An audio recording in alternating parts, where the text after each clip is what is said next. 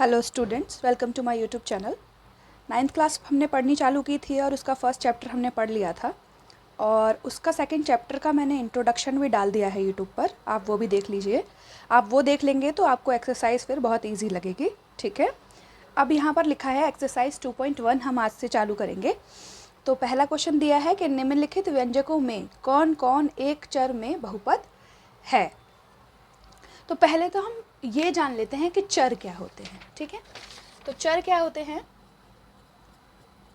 x, y, z, t, a, b, ऐसे जितनी भी चीज़ें हमें दी हो इक्वेशन में वो सब क्या होती हैं? चर होती हैं। ठीक है, और बहुपद क्या होता है कि बहुपद के अंदर क्या होता है? बहुपद जैसे ये इक्वेशन हमें दी हुई है 4x² माइनस 3x प्लस का 7, हमें ये दिया हुआ है। तो ये जितनी भी पावर्स हैं, जैसे इसके ऊपर कुछ नहीं है तो 1 है, तो जितने भी पावर हैं ये पावर क्या होनी चाहिए? पूर्ण संख्या होनी चाहिए। क्या होनी चाहिए? पूर्ण संख्या होनी चाहिए, 0 से लेकर 1, 2, 3 और इन्फिनिटी तक।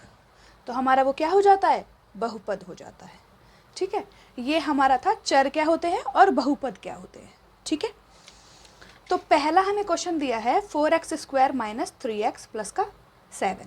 तो इसमें कितने चर हैं? ये एक x यहाँ दिया हुआ है x² और यहाँ दिया हुआ है x, तो यानी कि दोनों x हैं, तो यानी कि एक चर है। तो क्या लिखेंगे हम इसमें? यह एक चर में बहुपद है। अब ये बहुपद है, ये हमें कैसे पता चला? क्योंकि इसकी जो पावर है क्या है? पूर्ण संख्या है। क्योंकि x की घात पूर्ण संख्या है। ठीक है, इतना आपको समझ में आ गया होगा। बहुपद होता है जब x की पावर जो होती है पूर्ण संख्याएं होती हैं। और एक चर कैसे है पता चलता है हमें? यहाँ पे एक ही चर दिया, जैसे यहाँ पे x दिया हुआ है, यहाँ पे y दिया हुआ है। ठीक है, यहाँ पे t दिया हुआ है, यहाँ पे y दिया है। यहाँ पर क्या है? x, y और t अलग अलग दिए हुए हैं। तो यहाँ कितने चर हैं? 1, 2, 3 चर। ठीक है, समझ में आ गया होगा आपको। अब हम पहले का दूसरा क्वेश्चन कर लेते हैं। ठीक है, अब पहले का दूसरा क्वेश्चन क्या दिया हुआ है हमें कि y का स्क्वायर दिया है। तो यहाँ पे भी चर क्या है? 1 है। तो यहाँ पे भी हम लिख देते हैं यह एक चर में बहुपद है क्योंकि y की घात पूर्ण संख्या है। ठीक है, समझ में आ गया होगा। ठीक है, अब इसका थर्ड कर लेते हैं। यहाँ हमें थर्ड क्वेश्चन में क्या दिया है? 3√t दिया हुआ है।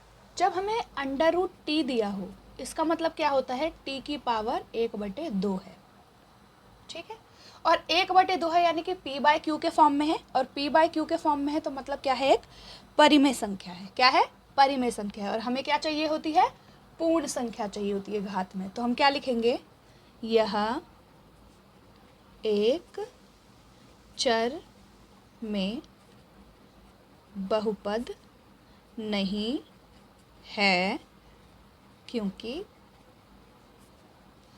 t की सभी घातें पूर्ण संख्या नहीं हैं। ठीक है, थर्ड भी हो गया हमारा। अब हम फोर्थ कर लेते हैं। अब फोर्थ क्वेश्चन में क्या दिया है? एक तो ये y दिया हुआ है, y की पावर कुछ नहीं है तो 1 है। ठीक है, ये दिया है 1/y समथिंग। तो जब हम 1/y लिखा होता है तो इसे कैसे लिखते हैं? y की पावर -1, तब ये ऊपर आ पाता है, वरना ये नीचे ही रहता है। तो इसमें हम क्या लिखेंगे? यह एक चर में बहुपद नहीं है क्योंकि चर y की सभी घातें पूर्ण संख्या नहीं है।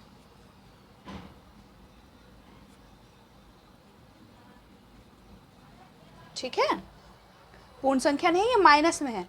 और पूर्ण संख्या क्या होती है? हमेशा प्लस में होती हैं। 0 से लेके 1 2 3 डॉट डॉट डॉट इन्फिनिटी तक। यहाँ पे कोई नेगेटिव डिजिट है? नहीं है। और ये क्या आ रहा है? नेगेटिव में आ रहा है, तो इसका मतलब ये पूर्ण संख्या नहीं है। ठीक है, इसलिए ये एक चर में बहुपद नहीं है, क्योंकि ये पूर्ण संख्या नहीं है। ठीक है, अब पहले का फिफ्थ कर लेते हैं। इसमें कितने चर हैं? एक x है, एक y है, एक t है। तो कितने चर हो गए? चर हो गए 3। तो इसका मतलब क्या हुआ? यह एक चर में बहुपद नहीं है, क्योंकि इसमें 3 चर दिए हैं। बस ये हमारा पहला क्वेश्चन यहाँ पे कंप्लीट हो चुका है। अब दूसरा क्वेश्चन करते हैं हम। दूसरा क्वेश्चन हमें क्या दिया है? निम्नलिखित में से प्रत्येक में x² का गुणांक लिखिए। गुणांक क्या होते हैं? जैसे हमें x² का गुणांक पूछा है, तो अगर जैसे यहाँ लिखा है 5x², तो x² के साथ जो संख्यात्मक मान दिया है 5, ये हमारा क्या है? गुणांक है।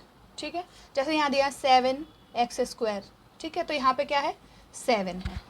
ठीक है, तो यहाँ पर x² के साथ कुछ दिया हुआ है? हमें नहीं दिया हुआ है। तो इसका मतलब जब कुछ नहीं होता तो क्या होता है? 1 होता है। तो क्या लिखेंगे? x² का गुणांक 1 है। ठीक है, हो गया।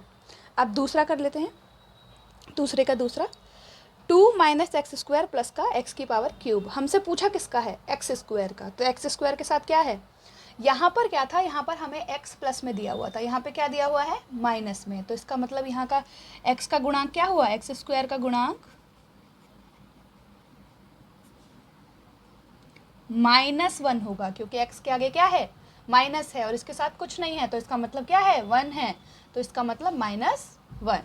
ठीक है, ठीक है। दूसरे का तीसरा भी कर लेते हैं।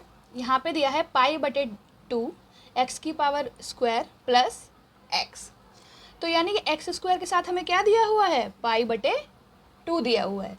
तो x² का गुणांक बराबर π/2 हो जाएगा। ठीक है, फोर्थ कर लेते हैं। फोर्थ में क्या दिया हुआ है हमें? √2x माइनस का 1 दिया हुआ है। अब यहाँ पे हमें x² की कोई भी गुणांक नहीं दिया हुआ है, तो हम क्या करेंगे? प्लस 0 × x² कर देंगे। तो अब यहाँ पर x² का गुणांक क्या हो जाएगा? x² का गुणांक बराबर है 0 के।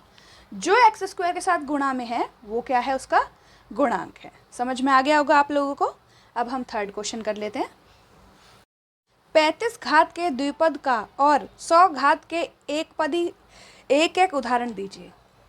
अब हमें 2 उदाहरण देने हैं यहाँ पर। ठीक है, तो पहले हम लिख लेते हैं उदाहरण। ठीक है, पहले क्या दिया है? 35 घात के द्विपद। अब द्विपद क्या होते हैं? एक पद क्या होते हैं? ठीक है, और गुणांक क्या होता है? ये सब मैंने अपनी बेसिक वाली क्लास में पढ़ाया है, तो आप बेसिक वाली क्लास देख लीजिए एक बार, तो आपको बहुत हेल्प हो जाएगी। तो 35 घात दिया है, तो y के ऊपर 35। ठीक है, और द्विपद है तो हम क्या करेंगे? इसके बाद +7 लिख देते हैं। तो ये क्या हो गया? एक पद, और ये हो गया 2 पद। तो द्विपद हो गया, और घात कितनी हो गई? 35 हो गई। अब दूसरा एग्जाम्पल हमें क्या देना है? 100 की घात के एक पदी। एक पद वाला बनाना है 100 की घात का। तो क्या करेंगे? z की पावर 100 लिख देंगे। ये हमारा एक पद हो गया, और 100 की पावर z की पावर 100 भी हो गई। ये हमारे 2 एग्जाम्पल हो गए जो उसने हमसे पूछे थे। थर्ड क्वेश्चन हमारा यहीं पे ख़त्म हो गया है। ठीक है, फोर्थ क्वेश्चन, निम्नलिखित बहुपद में से प्रत्येक बहुपद की घात लिखिए।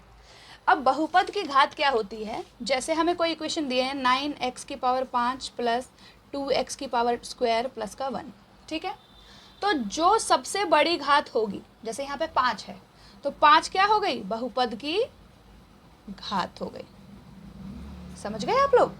बस जो सबसे बड़ी घात होगी वो बहुपद की घात हो जाती है। बस अब इस क्वेश्चन को हम करेंगे। तो 5x स्क्वायर प्लस का 4x स्क्वायर प्लस का 7x, तो इसमें सबसे बड़ी घात कौन सी है, स्क्वायर, तो यानी कि 2 बहुपद की घात है। यहाँ पे दिया है दूसरे क्वेश्चन में 4 माइनस वाई का स्क्वायर, तो y का क्या है, स्क्वायर है, यानी कि 2, यानी कि बहुपद की घात क्या हो गई, 2। ठीक है। अब थर्ड क्वेश्चन कर लेते हैं। 5t माइनस का √7। अब यहाँ पर t के ऊपर कुछ नहीं है, इसका मतलब क्या है, 1 है। क्या है, 1 है, तो यानी कि बहुपद की घात क्या हो गई,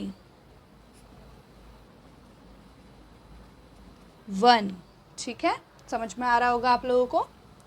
अब यहाँ पर कुछ नहीं दिया, यहाँ पे 3 दिया हुआ है, ठीक है।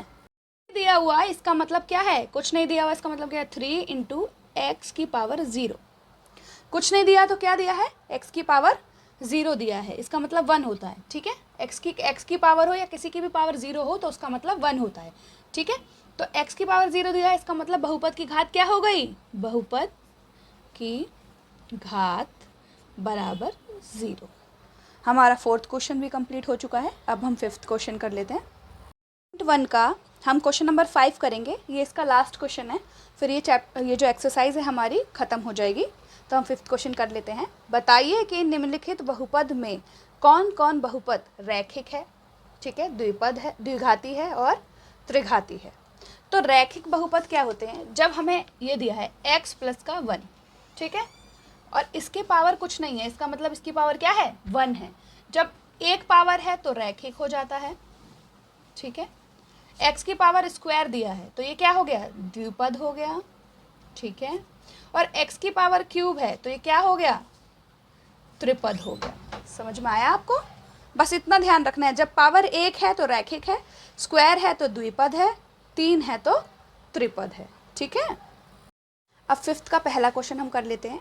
x² प्लस का x, तो यहाँ क्या दिया हुआ है, स्क्वायर दिया हुआ है। स्क्वायर दिया है इसका मतलब क्या है, बहुपद कौन सा है, द्विपद बहुपद है, द्विघाती बहुपद है।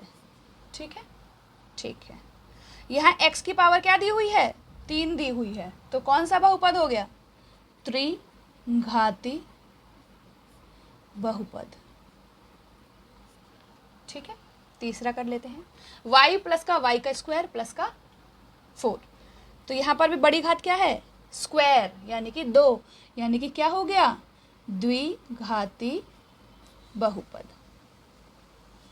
ठीक है, अब यहाँ दिया है 1 प्लस का x की पावर कुछ नहीं है, 1 है। 1 है तो मैंने आपको क्या बताया था, रैखिक बहुपद है। कौन सा बहुपद है, रैखिक बहुपद। ठीक है, अब यहाँ 3t दिया है, t दिया है यानी इसकी पावर कुछ नहीं है, 1 है। 1 है तो मतलब रैखिक बहुपद है। ठीक है, यहाँ r का स्क्वायर दिया है यानी कि पावर क्या है, 2 है। 2 है तो क्या हो गया, द्विघाती बहुपद।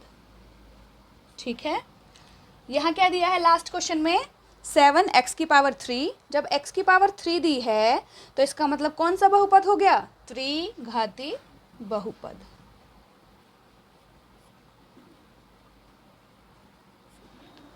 मैं आशा करती हूँ कि आपको ये एक्सरसाइज समझ में आई होगी। ठीक है, आप चैनल को सब्सक्राइब कर लें, आगे के आने वाली क्लासेस आपको मिलती रहेंगी।